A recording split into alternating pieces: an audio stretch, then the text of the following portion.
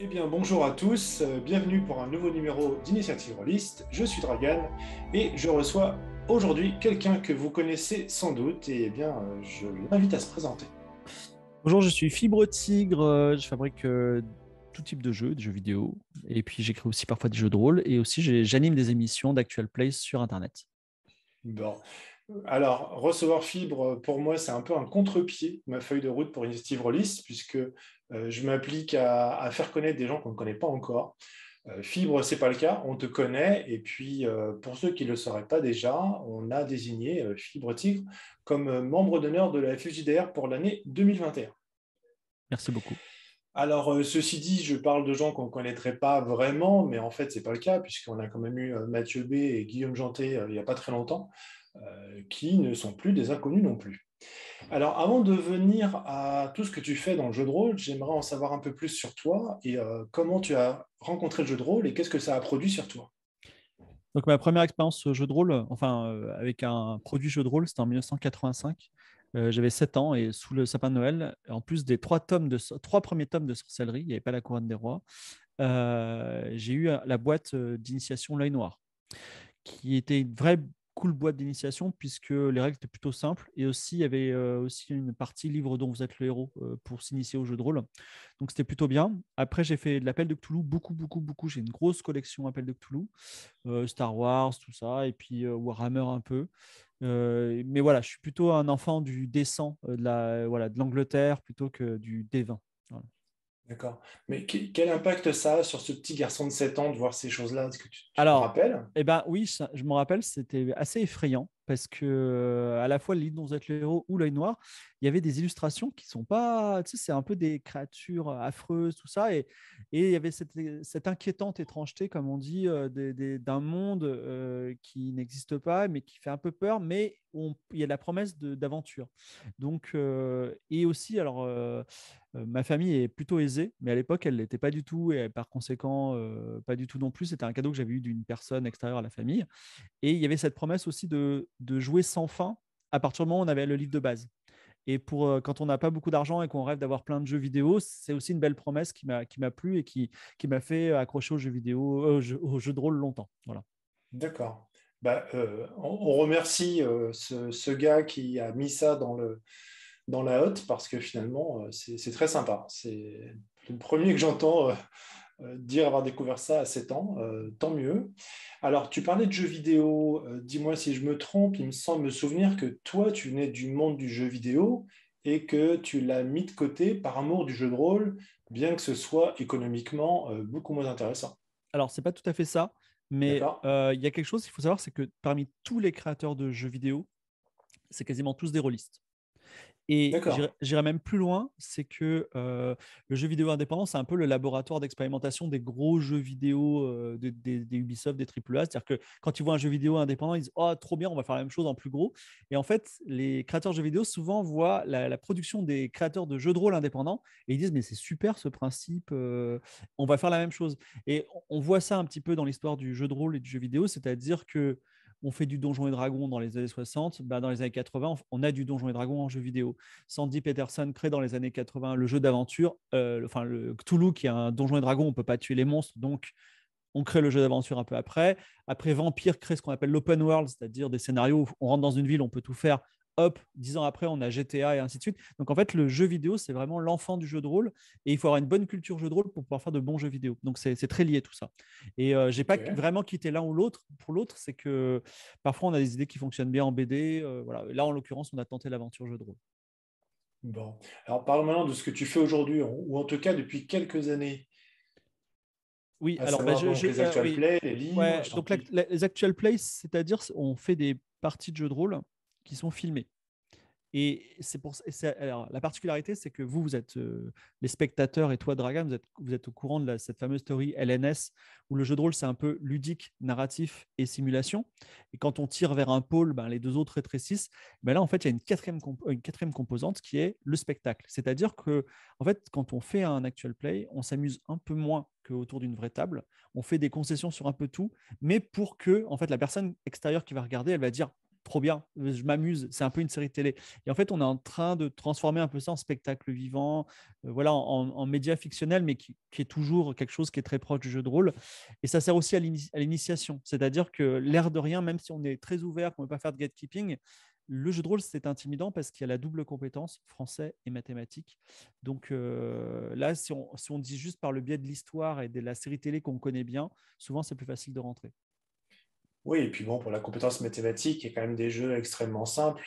On peut additionner le résultat de 2d6 et a priori, on ne devrait perdre personne. Ok, alors est-ce que le jeu de rôle et ses déclinaisons, que ce soit l'écriture des livres ou les actual plays, est-ce que c'est le plus gros de ton activité maintenant? Oui, oui, c'est totalement. Alors, c'est tellement gros aujourd'hui. Donc, toute la galaxie Game of Thrones, je l'ai tweeté l'autre jour. Ça fait 1,5 million, 1 million d'euros, 1,5 million d'euros par an en chiffre d'affaires. Chiffre d'affaires, hein, pas en. Voilà. Donc, parce qu'il y a Pas du en jeu marge, ouais. vidéo, voilà. Donc, il y a voilà, la marge, non, malheureusement. Mais évidemment, pour une émission, il y a 20 personnes. L'émission coûte plusieurs dizaines de milliers d'euros. Et moi, en fait, quand j'ai une émission, je fais les contours du scénario, mais j'ai une équipe derrière moi qui va écrire. Donc, c'est une très, très grosse machine et au service un peu de l'entertainment, mais aussi de l'initiation. C'est-à-dire que moi, je réponds à tous les mails, tous les messages que je reçois, surtout quand on dit je voudrais découvrir le jeu de rôle, comment je peux faire et en général, alors désolé pour mon associé Sébastien, c'est vrai, je dis Aria, mais je dis aussi Chroniques oubliées, par exemple, qui est un super média d'initiation, je trouve. Ok, bah, merci pour eux. On passe le bonjour à Sébastien. Voilà. À partir de quel moment il y a eu de bascule où tu penses que tu es sorti de l'anonymat pardon, pour percer dans le jeu de rôle? Pour moi, la bascule, elle a eu lieu en juillet dernier. Alors, c'est tard, c'est-à-dire au bout de la 5e année. Parce qu'en juillet dernier, j'ai commencé à avoir une grosse licence qui était Riot, qui fait League of Legends, qui a dit le jeu de rôle, c'est cool et on va faire la promotion réelle de notre produit avec ça. Alors, j'avais déjà fait des choses avant, mais là, effectivement, on nous a vendu à un prix Riot et depuis, je gagne ma vie avec des OPSP, quelles qu'elles soient. C'est-à-dire, je peux faire. En fait, ce qu'on oublie souvent le jeu de rôle, parce qu'on on a l'impression que c'est des dragons dans des donjons, mais on peut parler de n'importe quoi. J'ai fait un jeu de rôle avec le CNES, on fait un jeu de rôle politique en ce moment avec France Info. Donc, comme on peut traiter n'importe quel sujet, on peut faire la promotion de n'importe quel sujet ou de n'importe quel produit. Et alors, peut-être ça va pas plaire aux puristes du jeu de rôle, mais ce qui est bien, c'est que il y avait le cinéma, ça existait, et on en a fait de la publicité qui permet de faire vivre le cinéma et la télévision. Le jeu de rôle existait, et aujourd'hui, il n'y avait pas finalement le jeu de rôle publicitaire. C'est quelque chose qu'on fait. Aujourd'hui, là, depuis janvier, je fais que ça et c'est très bien payé et ça permet de faire l'équivalent des films, c'est-à-dire nos saisons d'actual play après. Ouais. Donc en résumé, ta réponse est que c'est devenu économiquement intéressant à l'été dernier parce que pour ce qui est d'être connu, tu étais déjà connu avant l'été dernier. Oui, oui, Euh, mais il y a eu une bascule au niveau de. Parce que, en fait, il y a 2 ans, si j'allais voir, je sais pas, Mercedes, et je leur disais, on n'a qu'à faire un jeu de rôle pour promouvoir votre voiture, ils disaient, Twitch, c'est quoi? Un jeu de rôle, c'est quoi? Aujourd'hui, en fait, le jeu de rôle, il a un bon charisme. C'est un truc cool. Les enfants parlent du jeu de rôle, ils trouvent ça cool. Et donc, on n'a plus cette barrière-là. Et ils nous disent, ah bon, vous pouvez le faire? Bon, on le fait. Voilà. Et c'est beaucoup plus simple. Donc, la bascule, vraiment, elle a eu lieu en juillet. Et là, en plus, avec l'OP France Info, alors là, on a pénétré vraiment tous les secteurs. Tout va bien. bon, c'est super, bravo. Est-ce qu'il y a des projets où tu t'es cassé la gueule, où vraiment ça ne marchait pas? Oui, oui, ça nous est arrivé d'arrêter des actual play parce que l'équipe, elle n'était pas bien. Parce qu'en fait, dans un actual play, on a un budget qui peut être de 1 000 euros ou de 30 000 euros ou même parfois de 50 000 euros. Et en gros, on enlève la prod et après, il nous reste un petit gâteau. Et avec ça, on paye des gens. Et l'idée de payer des acteurs talentueux ou qui ont du reach, c'est qu'on va avoir des vues qui correspondent. Donc en gros, c'est un peu un Yalta qu'on fait à chaque fois. Il faut qu'il y ait des filles, il faut qu'il y ait de la diversité. Donc c'est un peu un casse-tête.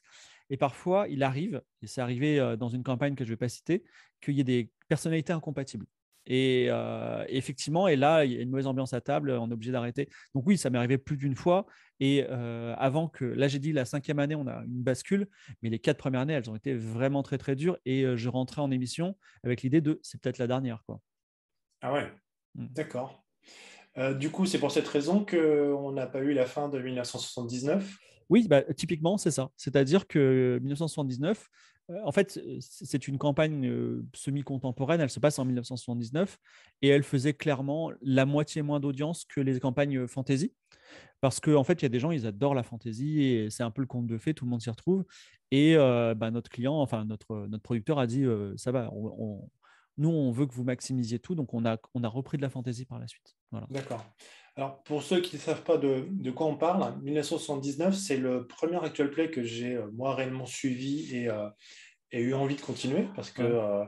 je fais partie des gens que l'actual play broche pas, ou en tout cas, quelques essais que j'avais pu faire, malgré des conseils, n'avaient pas marché, mais cette histoire-là et l'ambiance qu'il y avait a bien marché. Donc, je le conseille à des amis, ceux qui sont par là. Vous pouvez aussi vous lancer, et de ce que l'on m'a dit, la partie que tu animes en Heroic Fantasy serait encore mieux. Donc, je vais aller voir ça. Ce sera la suite pour mes loisirs et mes divertissements. Merci beaucoup. Alors, tu as une communauté qui est assez fidèle. Est-ce que tu saurais définir en proportion la quote-part de ceux qui n'étaient pas du tout rôlistes et qui te suivent? Je dirais facilement 80-90%. C'est-à-dire que nous, quand on a créé l'émission, notre directeur nous a dit, directeur de prod, il a dit, nous, on a genre personne qui connaît le jeu de rôle. Quand vous dites jeu de rôle, ils vont penser à World of Warcraft. Et surtout, ne parlez pas de nains, d'elfes, tout ça, ils ne connaissent pas. Et donc, tout a été construit autour de ça, c'est-à-dire un univers avec principalement des humains, des règles ultra simples qu'on découvre au fur et à mesure. Et c'est d'ailleurs une communauté qui vient tellement du jeu vidéo que quand ils sont mis à faire des jeux de rôle chez eux, ils ont créé des choses qui n'existaient pas dans le jeu de rôle. C'est-à-dire qu'ils ont dit, ils font des sauvegardes. Ils disent, ils sont devant un truc de ils disent, je sauvegarde. OK. Et si le combat contre le boss rate, il dit, je charge. Enfin, ça a l'air, un créateur indépendant pourrait dire ah c'est marrant cette règle, je vais la rajouter, et eux c'était tout à fait normal parce qu'ils viennent du jeu vidéo. Donc voilà, donc nous on a une communauté qui est principalement d'initiation, qui s'est mis au jeu de rôle du coup, et qui s'est mis au jeu de rôle à la Game of Thrones ou Game of Thrones 79 comme tu l'as vu, c'est-à-dire peu de combats, beaucoup de vaudeville, de malentendus, de quiproquos, d'histoires d'amour, de nourriture. Voilà, donc c'est un peu notre petit village gaulois contre le Donjon et Dragon, quoi. Bon. Elle a un petit peu de vertige. Tu as une communauté entre le Discord et YouTube. Tu en es à combien à peu près là? Alors, sur le Discord, on est à 7000. Après, YouTube, on a plusieurs phases, tout ça. Nous, je dirais qu'on a vraiment une communauté de cœur d'irréductible de 2000. Voilà. Après, tout dépend des thèmes. Voilà. Et aujourd'hui, ce qui est bien aussi, c'est qu'on arrive à une communauté qui est suffisamment grosse pour qu'on puisse, et c'est quelque chose qu'on va faire là à l'avenir, on va peut-être arrêter enfin la fantasy et on va faire d'autres choses qui vont nous faire moins d'audience, mais on aura suffisamment d'audience pour survivre. Voilà. D'accord. OK. Et alors, est-ce que tu as encore le temps de jouer rien que pour toi, sans être diffusé, avec un cercle d'amis? Non, pas du tout. Et en plus, c'est mon métier. Voilà. J'ai perdu un peu on va dire les réflexes de, on est entre potes, quoi. Donc, Ouais, les cordonniers les plus mal chaussés, voilà, c'est etc. ça, c'est ça. Bon. Alors, si on met de côté toute la partie économique qui va bien, entre ce que tu fais, les projets avec Eldercraft, Mhm. est-ce qu'il y a des projets que tu mènes à côté pour la promotion du jeu de rôle? Oui, alors, la FFJDR, on a un projet qui est celui de faire reconnaître le livre du jeu de rôle au CNL. Donc, on va y travailler sérieusement. Moi, à titre personnel, je suis sensible à une cause qui est la prison, le bien-être en prison. Et donc, j'ai une association, enfin, je n'ai pas une association, j'ai une initiative, parce que je ne veux pas que ce soit associatif, qui collecte des jeux de rôle que les gens n'utilisent plus et qui les envoie à des établissements pénitentiaires. Voilà. C'est un, c'est un gros taf. Enfin, c'est pas un gros taf, ça m'occupe pas 24/7 tout le temps, mais c'est beaucoup plus dur que d'envoyer ça à des hôpitaux, on va dire. Parce que, voilà, par exemple, récemment, ils ont fait une circulaire comme quoi on ne peut pas jouer à des jeux quels qu'ils soient dans lesquels le héros a une arme. Donc, il D'accord. faut essayer voilà, de se battre un peu contre ce type de choses, mais on y arrive petit à petit. Voilà. Ça me rappelle un artbook sur la série animée Batman, Oui. dans laquelle les producteurs avaient fait un dessin qui montrait tout ce qu'ils n'avaient pas le droit de montrer, Ah, enfin, d'utiliser. Donc, pas de coups de couteau, pas de mort, etc. Et ça reste une série qui est visible par les enfants, mais qui est adulte dans ses thèmes, mais qui réussit à éviter tous les problèmes de ce que la censure ou le CSA, la version américaine, ne voulait pas voir. hmm. Allez, une dernière question peut-être. Sans langue de bois, qu'est-ce qui t'emmerde aujourd'hui dans le jeu de rôle? Alors, tout sujet confondu, hein, que ce soit Alors la première pratique, chose, pratiquant. c'est pas du tout par jalousie ou par intérêt commercial, mais un secteur d'activité dont l'un des acteurs, plus de 70% de part de marché, voire 80% de part de marché, en l'occurrence Donjons et Dragons, c'est un secteur d'activité qui est malade, qui ne peut pas se développer. Et c'est mauvais même pour Donjons et Dragons. Donc on a ce problème-là qui est fondamental, je trouve. Et en plus, Donjons et Dragons, c'est pas un jeu qui est, je suis désolé de dire ça, un Wizard, mais qui n'est pas trop facile d'accès, qui se remet profondément en question en ce moment, qui est en mutation sur sa philosophie.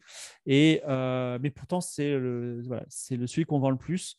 Donc, je pense que ça, c'est vraiment un très, très gros problème. C'est comme si dans le cinéma, Marvel, c'était 80% des films. Ça poserait un problème.